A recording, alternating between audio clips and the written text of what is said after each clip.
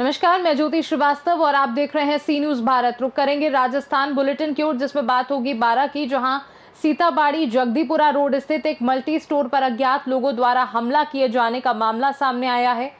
आगे बात करेंगे कोटा की, जहां कोटा में चंद्रसेल मठ के महंत देवानंद हत्याकांड का हुआ पर्दाफाश। विरोधी गुट का अध्यक्ष ही निकला मास्टरमाइंड। ऐसी तमाम खबरों पर विस्तार से डालेंगे नजर। सीताबाड़ी जगदीपुरा रोड स्थित एक मल्टी स्टोर पर पिंटू शर्मा समेत कुछ अज्ञात लोगों द्वारा हमला किए जाने का मामला सामने आया है। आरोप है कि हमलावरों ने दुकानदार व उसके रिश्तेदारों पर लाठी रॉड और सरियों से हमला कर दिया। घायल पक्ष के परिजनों ने बताया कि गाली गलौज के बाद मारपीट की गई। घटना में कई लोग घायल हुए हैं। सूचना पर पुलिस ने मौके पर पहुंचकर जांच शुरू कर दी है। 12 से सी न्यूज संवाददाता इमरान खान की रिपोर्ट। कोटा के बोरखेड़ा थाना क्षेत्र स्थित चंद्रसेल मठ में महंत देवानंद की हत्या के बहुचर्चित मामले का पुलिस ने खुलासा कर दिया है। जांच में सामने आया है कि हत्या का मास्टरमाइंड महंत के विरोधी गुट का कथित अध्यक्ष संतोष कुमार राय है, जिसने ट्रस्ट की करोड़ों की संपत्ति और खातों पर कब्जे की मंशा से आदित्य वर्मा को 1 लाख रुपए की सुपारी देकर हत्या करवाई। पुलिस के अनुसार 5 जून की रात आदित्य वर्मा ने अपने साथियों पुष्पेंद्र सिंह उर्फ प्रिंस, अंकित बैरवा और अन्य के साथ मठ में घुसकर सो रहे महंत पर धारदार हथियार से हमला किया और भागने की कोशिश करने पर उन्हें गेट पर पकड़कर कई बार वार किए। एसपी तेजस्विनी गौतम के नेतृत्व में गठित एसआईटी की जांच के बाद पुलिस ने संतोष राय और पुष्पेंद्र सिंह को गिरफ्तार कर लिया है, जबकि आदित्य वर्मा, अंकित बैरवा समेत अन्य आरोपी फरार हैं, जिनकी तलाश जारी है। कमरे में सो रहे थे और महाराज देवानंद जी हैं, वो अपने कमरे में सो रहे थे और ये 4 लड़के 2 मोटरसाइकिलों पे मठ पर हत्या की नीयत से पहले भी देखी कि मैंने आपको, जैसा कि मैंने आपको बताया कि 2 लोग इनमें से 4 में से जो 2 लोग हैं, उनको स्वयं ये जो वकील संतोष राय जो अध्यक्ष है ऑपोजिट पार्टी का, वो लेकर गया था। जो महिला थी तो वो सबूत मिला दी वहाँ आई थी या कहीं और?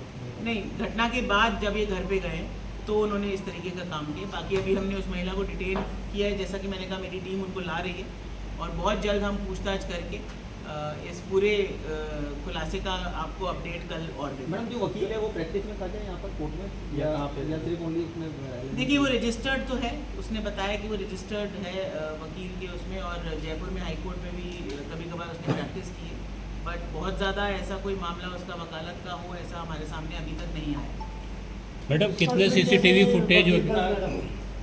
देखिए, वकील पर इसलिए हम लोगों का शक गया क्योंकि ऑपोजिट पार्टी का, क्योंकि डे 1 से ज़मीन को लेकर, पैसे को लेकर, मठ के बीच में जो विवाद था, अलग अलग जो ग्रुप्स बने हुए हैं जो अपना आधिपत्य मठ पे बताते हैं कि ये ट्रस्ट सही है या वो ट्रस्ट सही है, काफ़ी लंबे समय से चल रहा था।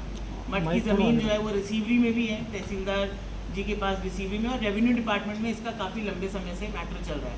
तो क्योंकि ये ऑपोजिट जो मठ है, जो उसका ये अध्यक्ष बना था, पहले अध्यक्ष कोई और थे जिनकी डेथ के बाद संतोष राय को अध्यक्ष बनाया गया था। तो हमारी पूछताछ में लगभग पूरी पुलिस टीम ने 48 लोगों से पूछताछ करी है। उसके बाद जाकर हम लोग इस नतीजे पर पहुँचे, क्योंकि जंगल में ये मठ बना हुआ है, वहाँ पर ज़्यादा कोई टेक्निकल साक्ष्य या हमारे पास सीसीटीवी कैमरास का इतना ज़्यादा जो है रेडिली अवेलेबल नहीं था, इसीलिए भी पुलिस को थोड़ा समय लगा।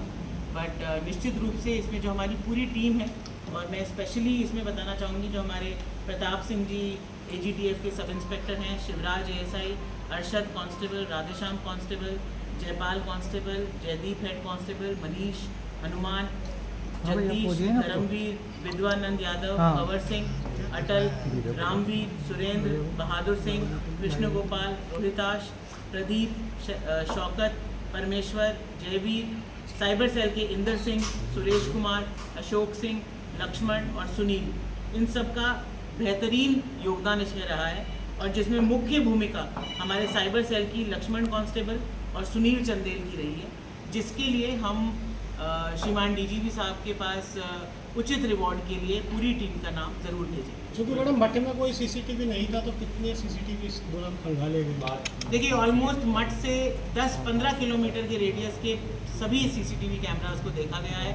मठ के आसपास कोई CCTV कैमरा रेडिली अवेलेबल नहीं थे, लेकिन हमने आगे अपना पूरा दायरा करते हुए और हमारे कांस्टेबल्स की दिन रात की मेहनत, हमारी पूरी टीम की, हमारे पुलिस में जितने भी हमारे SHO साहिबान, ASI साहिबान, सब इंस्पेक्टर साहिबान, कांस्टेबल, हेड कांस्टेबल लगे हुए थे, उनकी अथक प्रयासों से ही ये चीज़ खुल पाई है।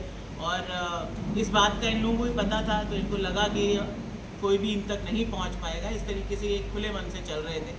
लेकिन पर्याप्त साक्ष्य अवेलेबल होने के बाद और टेक्निकल जो हमारा जो FSL के जो साक्ष्य हैं, उनसे भी पर्याप्त जो साइंटिफिक इन्वेस्टिगेशन है उसको करके इसमें जल्द से जल्द चालान पेश किया जाएगा। उसके बाद हम इसको केस ऑफिसर स्कीम में लेंगे और हम कोशिश करेंगे कि इसमें फास्ट ट्रैक हो। के बाद बाइक से गए थे तो साधन चेंज किया जैसा कि मैंने आपको बताया, ये सारी चीज़ें अभी अनुसंधान का विषय है।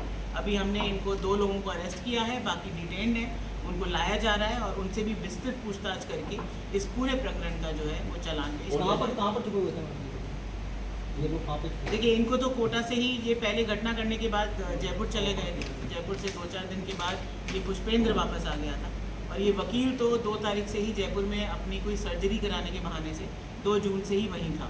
तो इसको लगा कि इसके ऊपर शक ना जाए, इसीलिए कोटा से बाहर चला गया। मैडम, उनके परिजनों ने जो अंदेशा जताया था, आपसे रिक्वेस्ट भी किया था, तो वो लगभग सही था? वो जिस तरह से वो बता रहे थे वो बिल्कुल, जो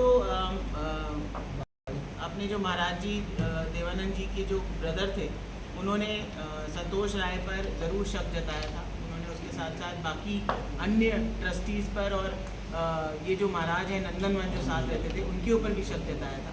परंतु ये ज़रूर है कि संतोष राय का इसमें पूरा इन्वॉल्वमेंट निकला, बाकी किसी का अभी तक के अनुसंधान में इन्वॉल्वमेंट नहीं है। अगर फिर भी आगे हमारी अनुसंधान जारी है, अभी हमारा अनुसंधान समाप्त नहीं हुआ है, बट हमारी पूरी जो एक तरीके से मर्डर की, ब्लाइंड मर्डर की कहानी थी, वो खुल गई है। बट आगे भी अगर हमें ऐसा लगता है कि इसमें और भी कोई इन्वॉल्व है, तो निश्चित रूप से उसके खिलाफ भी सख्त से सख्त कार्रवाई करेंगे। मठ में सिक्योरिटी को लेके आप भी लिखेंगे? वहाँ पे सिक्योरिटी नहीं है, ना गार्ड है, ना देखिए, CCTV मठ camera. Archaeological survey of India के अंतर्गत है। जनरली ASI के अंदर जितने भी ऐसे संस्थान आते हैं, वहाँ की सिक्योरिटी गार्ड की जो व्यवस्था होती है वो ASI स्वयं करता है।